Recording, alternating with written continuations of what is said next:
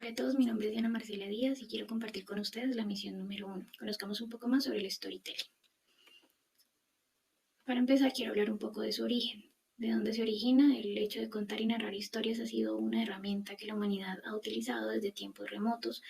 ¿Cuál ha sido el objetivo de ese contar historias? Poder fortalecer y fundamentar creencias religiosas, formas de ver el mundo desde el ámbito político, social, económico y educativo, como por ejemplo los mitos griegos, como en el caso de Edipo el Rey, en donde se buscaba a través de este relato o historia que los griegos recordaran cuál era su papel en el mundo y que no podían escapar del destino. En la actualidad, pues también vemos que hay un gran auge con respecto al storytelling usado por las empresas y ahorita por la educación. ¿Qué es el storytelling? Según Casani, es una herramienta didáctica que logra promover y alfabetizar emocionalmente en el aula el pensamiento crítico utilizando la narración. Desde Forbes 2023, Vidales, que es un publicista bastante reconocido, va a añadir algo importante que es que esas narrativas o esa historia más bien debe tener una unión emocional, debe despertar el interés.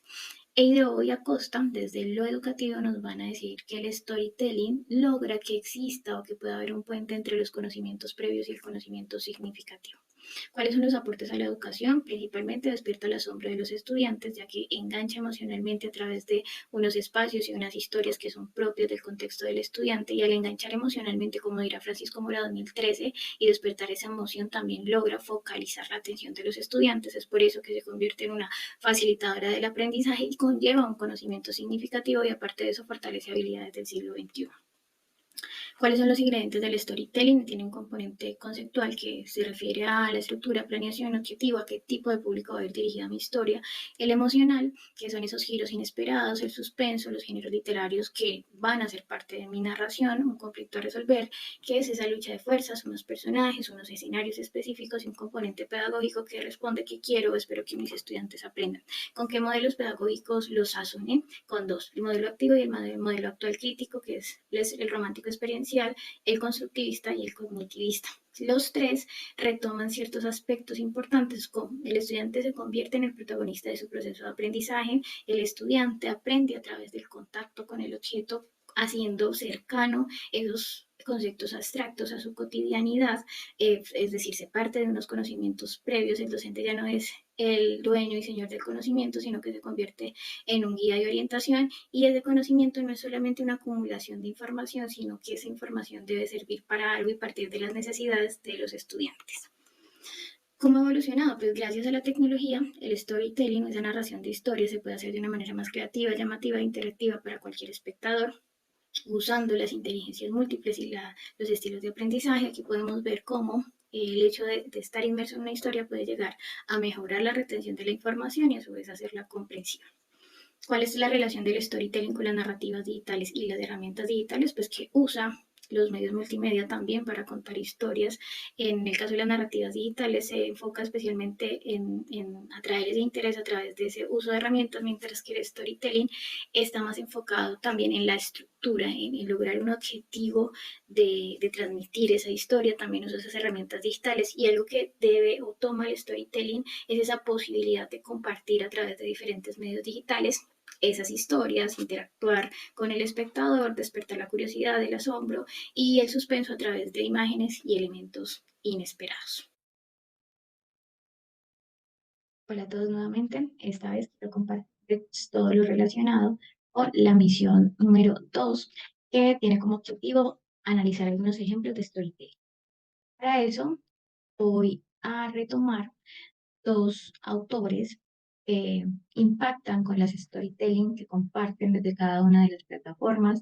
En este caso, utilizaré Casi Creativo, que su autor es un panameño que se llama Fred Lamy, y un ilustrador muy reconocido en inglés que se llama Steve Good. Para el primer video, pues lleva por título El miedo, así que los invito a que lo revisemos y analicemos. Dominado. Tranqui, está controlado. Esto es fácil. Esto está chupado. Estoy más que preparado. 4 pasitos. Oiga, compadre, perdone que le interrumpa, pero ya usted se asomó aquí. Venga, venga, asómese. Se ve altito, ¿ah? Es una caída responsable. Claro, claro, pero yo entrené bastante y estoy preparado. Ajá, y te entrenan para resbalones también. ¿Qué resbalones? Esto aquí se ve mojado. Te resbalas, te das en la cabeza, putum, sangre. Sangre en toda la plancha. Y no solo eso, luego viene la caída. Inconsciente en el aire, infarto al miocardio y muerto. Splash, salpicón de agua y la peor puntuación de los jueces. Madre mía, esta altura es cosa seria. También puedes tener un accidente aviar. ¡Santo! ¿Eso qué es? A veces las palomas se vuelven locas, se cruzan en tu salto. Choque cabeza con cabeza y puta, sangre. Llegas al agua en pedacitos. ¡Auch! Exacto. Saltar es valiente, pero inteligente, no sé yo. Bueno, me llegó la hora, brother. Encantado de conocerte. ¿Qué? ¿Te retiras? Salto. No entiendo. Deberías tener un miedo enorme. Y lo tengo. Estoy cagado. Pero de eso se trata, ¿no?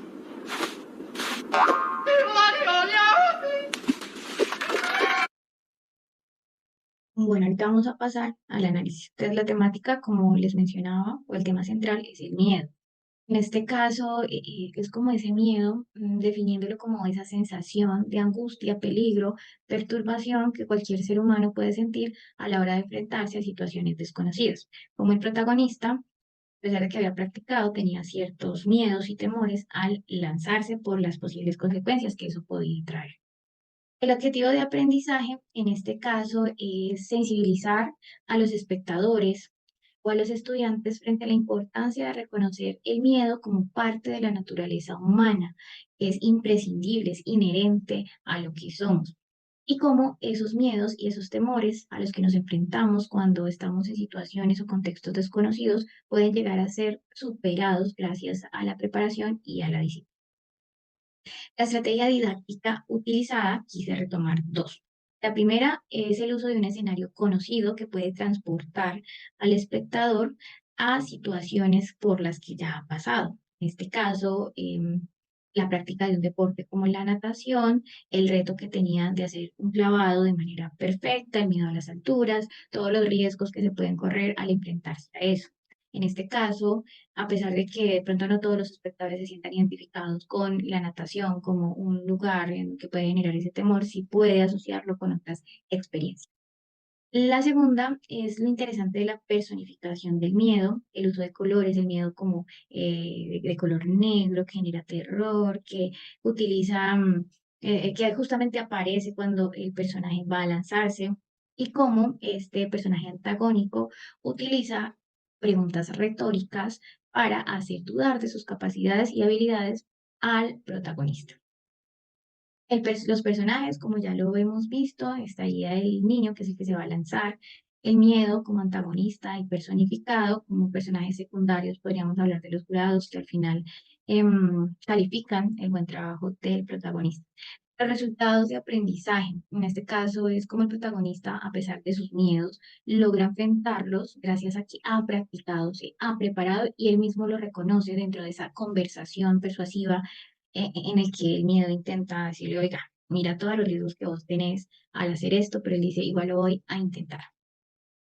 La trama se desarrolla en un escenario donde uno de los niños se enfrenta a uno de sus mayores miedos. En el nudo podemos ver cómo el espectador puede revisar o puede llegar a dudar de que el protagonista se va a lanzar. Entonces eso puede llegar a generar incluso bastante expectativa. Listo. La segunda es la de Street Codes. Vamos a revisarla.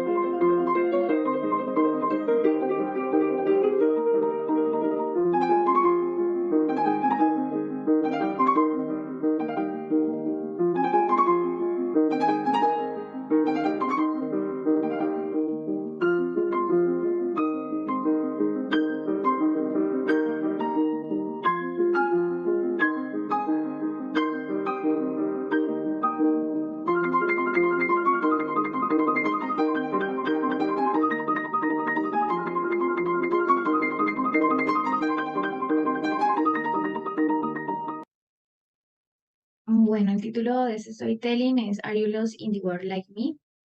Y vamos a revisar. Bueno, en este caso la temática sería el uso inadecuado de la tecnología, especialmente de los dispositivos móviles. Intenta relatar o describir la forma como están acaparando a las personas en una sociedad del siglo XXI en la que construyen un mundo virtual y se van olvidando de lo real. Y cómo estas decisiones pueden llegar a tener unas consecuencias nefastas para la humanidad, yo lo asocié demasiado con, dentro de la literatura universal, con dos textos muy importantes futuristas que intentan como predecir de acuerdo a las dinámicas, tanto sociales, económicas, políticas, en este caso tecnológicas, qué se podría esperar de la sociedad. En este caso, por el texto de 1984 de Orwell o Un mundo feliz de Huxley. Dentro de los objetivos de aprendizaje, pues está sensibilizar al estudiante o al espectador en relación al uso de la tecnología, invitar a que no es mala en sí misma, sino el uso que le estamos dando, que estamos de pronto abusando de ella y llegando también al otro extremo, y cómo ese uso de la tecnología está subsumiendo incluso nuestro pensamiento crítico. Las estrategias didácticas que logré identificar es primero el uso de escenarios que son sombríos y cotidianos. Si nos damos cuenta, la historia no utiliza como tal diálogos, es más audiovisual. El final de la historia puede llegar a ser inesperada porque por lo general esperamos que estas historias terminen muy bien, pero lo interesante es que el autor al final, en la última escena, muestra como un precipicio en donde todo el mundo al ver sus dispositivos móviles empieza a caer. Entonces es bien interesante porque, y aquí voy con la metáfora, ¿a qué se refiere ese abismo en el que está cayendo la humanidad al hacer un uso inadecuado de la tecnología y de sus dispositivos móviles? Deja como esa pregunta abierta que es bastante interesante, ya que se podría trabajar desde diferentes ámbitos e incluso abrir un debate. Esa sociedad del postureo que menciona, y la dependencia de los dispositivos. Los personajes, pues el personaje principal o el protagonista sería el niño que se ha enfrentado a esos diferentes contextos, que incluso puede llegar a sentir frustración, miedo, tristeza, porque no hay un respeto, no hay una interacción con otros. La segunda es que cada uno de los personajes representa como un lugar que asumimos las personas dentro de la sociedad. Bueno, los resultados de aprendizaje. Vuelvo y retomo, la última escena deja abierta la pregunta para reflexionar frente a cómo estamos actuando y qué podemos hacer también para empezar a construir una sociedad en donde se haga uso de la tecnología, ya que esta facilita y genera un bienestar, pero que no se convierta en un elemento o en una herramienta que pueda ser usado para la destrucción. La trama es bien interesante porque es el niño angustiado intentando hacer reaccionar a las demás personas cuando estos personajes están más preocupados por estar publicando, por estar mostrando lo que quizás no sienten, no son, quieren encajar dentro de una sociedad que impone unos estereotipos de belleza e incluso en algún momento aparece como la cárcel y todo el mundo ahí. ¿Y qué representa entonces esa cárcel dentro de ese mundo en el que estamos inmersos? La segunda es que hay una asociación de escenas con problemáticas que han ocurrido en los últimos años, como por ejemplo Pokémon Go, que aunque suene muy trivial, muchas personas tuvieron diferentes accidentes automovilísticos, peatones, porque estaban más preocupados por atrapar Pokémones que por estar metidos en lo real. También aparece el Match, que es como un catálogo donde la gente busca compañía y en donde el papel del ser humano se convierte, hace parte como de esa masa, entonces yo selecciono esto y esto no, y donde incluso se empieza a perder como esa humanidad.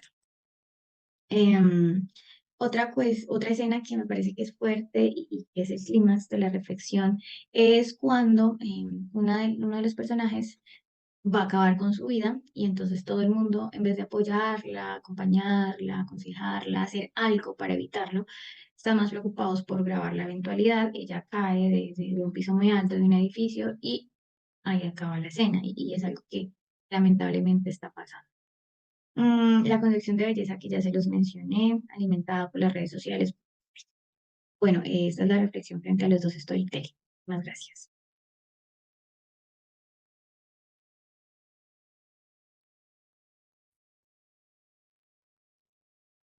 Bueno, nuevamente quiero compartirles la misión número 3, en donde teníamos el reto de hacer nuestro propio storytelling. comentarles un poquito o invitarlos primero a que veamos el storytelling y que a medida que lo vayan a hacer, observando ustedes como espectadores puedan hacer el ejercicio de identificar cuál sería la temática, los objetivos de aprendizaje, los protagonistas, la trama, que se piensen de pronto qué problemática puede abordar con este storytelling.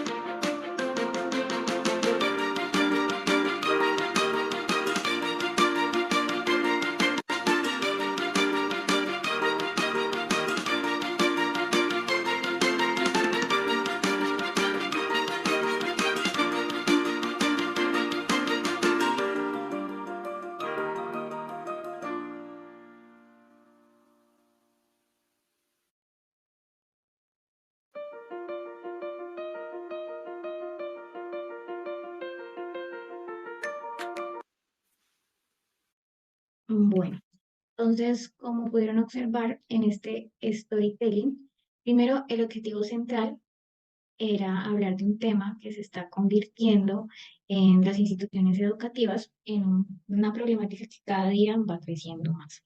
Y es el tema del ciberbullying o del bullying, que es cuando se hiere, se ataca constantemente a un compañero, a una persona que comparte ese mismo, en este caso, aula de clase.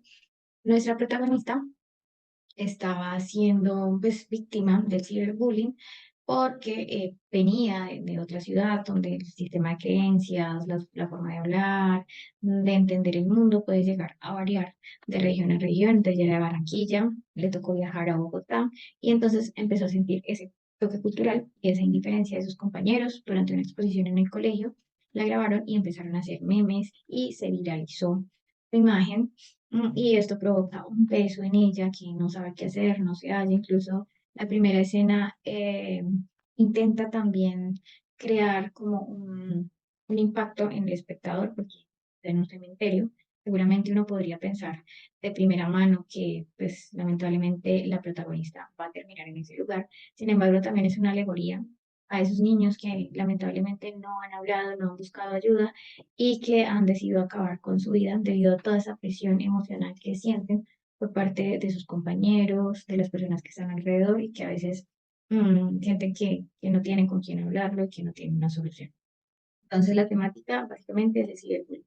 ¿Cuál es la estrategia didáctica? Traté de buscar un escenario que fuera común en donde especialmente se presenta o se han hecho investigaciones que los adolescentes son más vulnerables por diferentes razones, porque también están teniendo cambios, porque ahora con el auge de la tecnología es mucho más fácil grabar y tomarle fotos al otro sin su autorización y hacerlo viral, lastimándolo y siendo poco empático con ese otro. En este caso, el personaje principal pues, es la estudiante, los padres serían esos personajes secundarios, la institución educativa y los compañeros que serían como los victimarios. ¿Cuál es el objetivo principal? Revisar a los estudiantes que son víctimas de esa situación y también a aquellos que son testigos. Si se dan cuenta, se utiliza la pregunta retórica para que el espectador también pueda hacer su propia reflexión, indagar, mirar a ver si está sufriendo eso, si a veces cuando se es testigo se asume un rol pasivo incluso por miedo. Los resultados de aprendizaje, pues la idea es poder minimizar al máximo este tipo de situaciones en las instituciones educativas, decirle a los estudiantes y a los niños, oiga, usted no está solo, cuenta con su familia, cuenta con la institución, inmediatamente un caso de estos se reporte, se activan las rutas necesarias para restablecer esos derechos. Incluso se da una vulneración de los derechos. Em, la trama, como ya lo mencioné, se dentro de esa planeación era también incluso rescatar los datos de los niños que se han quitado la vida, que son más o menos como 2060, y algunos que han intentado generar esa reflexión, porque el storytelling debe tener un sentido educativo, y yo me he dado cuenta o he percibido que ese tipo de temas pues, se han convertido en una problemática difícil de afrontar, y a veces no se le da la importancia que realmente merece, que hay una afectación a nivel emocional del estudiante que es necesario inmediatamente atender. Entonces, agradecerles. La bibliografía la encontrarán al final de este